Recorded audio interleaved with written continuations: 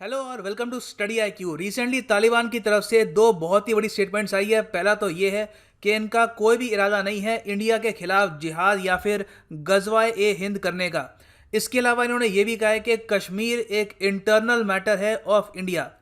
समझाता हूँ यहाँ पर हुआ क्या है। देखिए, जब से यूएस और तालिबान के बीच में डील हुई है जिसके अंडर यूएस ने यह कहा है कि जो 18 साल लंबी जंग है इसको खत्म करेंगे और यूएस सोल्जर्स को ये तालिबान से पुल आउट करेंगे। इंडिया की सबसे बड़ी कंसर्न यहाँ पर यह थी कि जो अफगान तालिबान है ये माना जाता है कि पाकिस्तान के काफ़ी करीब है, पाकिस्तान की ISI मिलिट्री के काफ़ी करीब है। तो इंडिया का कंसर्न यहाँ पर यह है कि अफगान तालिबान पाकिस्तान ऑक्यूपाइड कश्मीर में एंटर करके इंडिया की साइड इन्फिल्ट्रेशन कर सकते हैं और टेररिज्म बढ़ा सकते हैं। ओवरऑल जो पाकिस्तान के प्लान्स हैं अबाउट कश्मीर उसको हेल्प कर सकते हैं और ये काफ़ी हद तक पॉसिबल भी है, क्योंकि आप अगर ज्योग्राफिकली देखें तो अफगानिस्तान की बॉर्डर है विद पाकिस्तान ऑक्यूपाइड कश्मीर। अब रिसेंटली अफगानिस्तान की तरफ से, तालिबान की तरफ से प्राइमरली कुछ ऐसी ट्वीट्स, ऐसी स्टेटमेंट्स आई जिससे लग रहा था कि ये थ्योरी रियलिटी में कन्वर्ट हो जाएगी।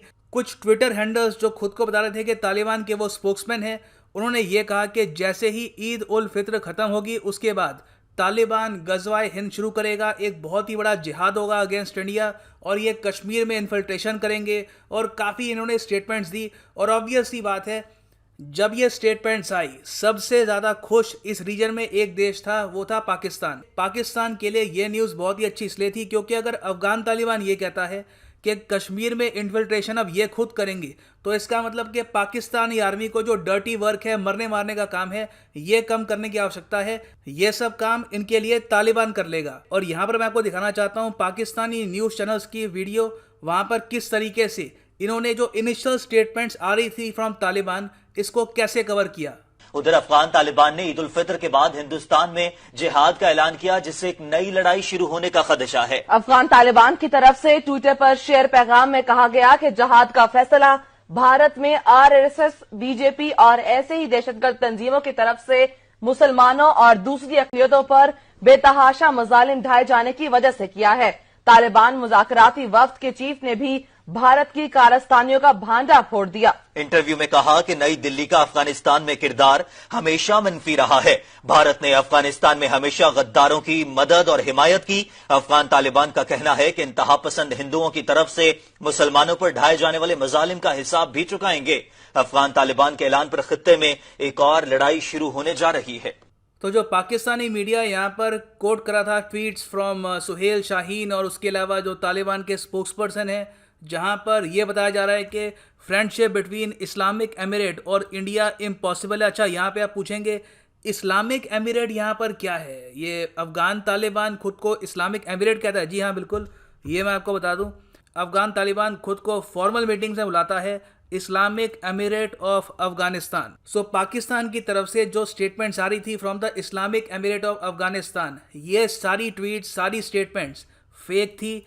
फिर बाद में तालिबान के जो रियल स्पोक्समैन हैं वो सामने आए और उन्होंने ये कहा कि ऐसा कुछ भी नहीं है। यहाँ पे आप देख सकते हैं द हिंदुस्तान टाइम्स का आर्टिकल है। ये जो पाकिस्तान में न्यूज़ कवरेज है उसके बाद इंडिया की तरफ से ये आर्टिकल्स आने स्टार्ट हुए और तालिबान की तरफ से भी प्रॉपर इस पर क्लैरिटी आई।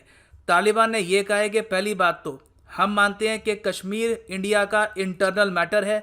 इससे ये कह रहे हैं कि हम वहाँ पर कोई भी इंटरफेरेंस नहीं करना चाहते। तालिबान दूसरी कंट्रीज़ का जो इंटरनल मैटर है उसमें इंटरफेरेंस नहीं करता। तो पहले तो ये कह रहे हैं कि कोई जिहाद या फिर गजवाए हिंद इनका करने का इरादा नहीं है। यहाँ पे आप देख सकते हैं ये इनकी प्रॉपर स्टेटमेंट है।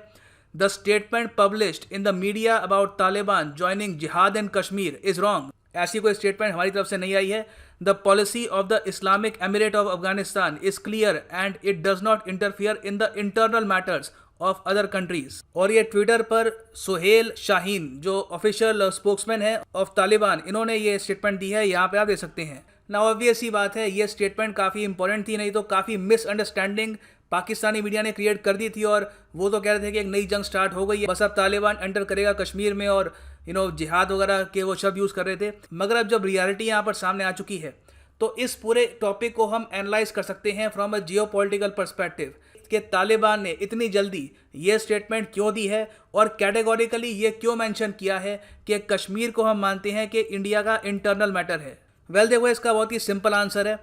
तालिबान चाहता है कि वापस वो अफगानिस्तान में पावर में आ जाए। इस वक्त अफगानिस्तान में ज़्यादा जो पावर है वो अशरफ गनी के पास है। अशरफ गनी की सरकार कैसे भी करके इस वक्त तालिबान को पीछे धकेल रही है और तालिबान को कंटेन करने की कोशिश कर रही है। तालिबान ये जानता है कि अगर इनको वापस अफगानिस्तान में पावर कैप्चर करनी है तो उसमें जो रीजनल प्लेयर्स हैं जैसे कि पाकिस्तान, इंडिया, उसके अलावा ईरान, सबका इनको साथ चाहिए होगा। Only then it is possible. क्योंकि अभी के लिए अशरफ गनी तालिबान की बिल्कुल भी नहीं सुन रहे। रिसेंटली अशरफ गनी ने ऑर्डर दिया है अफगानिस्तान की मिलिट्री को कि वो बिल्कुल जो ऑफेंसिव ऑपरेशंस हैं अगेंस्ट तालिबान ये कैरी आउट करते रहें। उसके रिस्पॉन्स में तालिबान बार बार अफगानिस्तान में सिविलियंस को मार रहा है, बॉम्ब ब्लास्ट कर रहा है। तो काफ़ी ख़राब सिचुएशन है तालिबान में आज के समय। एक प्रॉपर पावर स्ट्रगल चल रहा है बिटवीन अशरफ गनी एंड अफगान तालिबान। तो इंडिया के लिए यहाँ पर एक बहुत ही ज़्यादा मुश्किल सवाल आ जाता है कि सिंस तालिबान ये कह रहा है कि हमारा कोई भी इरादा नहीं है इंडिया के खिलाफ एक्शन लेने का, क्या उनकी इस स्टेटमेंट के बेसिस पर हम क्या तालिबान के साथ कुछ कम्युनिकेशन एस्टैब्लिश कर दें? क्योंकि यूएस तो बिल्कुल यही चाहता है। यूएस के जो स्पेशल ऑनवॉय हैं टू अफगानिस्तान ज़ल्मे, ये रिसेंटली इंडिया आए थे। ज़ल्मे खालिजाद ने इंडियन गवर्नमेंट को ये कहा कि आप सीधा तालिबान से बात करिए ना। आप अफगानिस्तान में चाहते हैं कि स्टेबिलिटी आए, आप तालिबान से बात करो, अफगान गवर्नमेंट से बात करो। आप एक बड़े प्लेयर हो, दोनों प्लेयर्स के बीच में एक पावर शेयरिंग फार्मूला करा दो ताकि पीस स्थापित हो। तो ये यूएसए की एडवाइस थी टू इंडिया।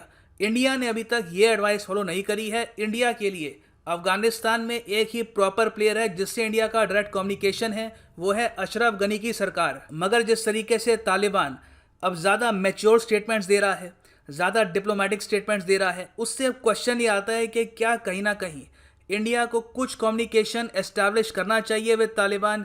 क्या यूएस की एडवाइस यहाँ पर माननी चाहिए या इससे पहले जो हमारी पुरानी फॉरेन पॉलिसी चल रही है वही कायम करनी चाहिए? क्योंकि बहुत सारे जो हमारे करियर डिप्लोमेट्स हैं, जो इंडिया में फॉरेन पॉलिसी एक्सपर्ट्स हैं, उन्होंने बार बार ये कहा है कि आप लेजिटिमेसी मत दो अफगान तालिबान को। अगर इंडिया अफगान तालिबान से बात करना स्टार्ट करेगा तो अफगान तालिबान को इससे काफ़ी वेट मिलता है इंटरनेशनल कम्युनिटी में और वो अशरफ गनी से ज़्यादा अच्छे से बार्गेन कर पाएंगे पावर शेयरिंग को लेकर। तो देखिए, फॉर द टाइम बिंग चाहे ये क्लियर हो गया हो कि तालिबान इंडिया के अगेंस्ट गजवाए हिंद नहीं करेगा, जिहाद नहीं करेगा, मगर एक लार्जर क्वेश्चन इंडिया के सामने बना हुआ है कि लॉन्ग टर्म में तालिबान के साथ डील करना कैसे है।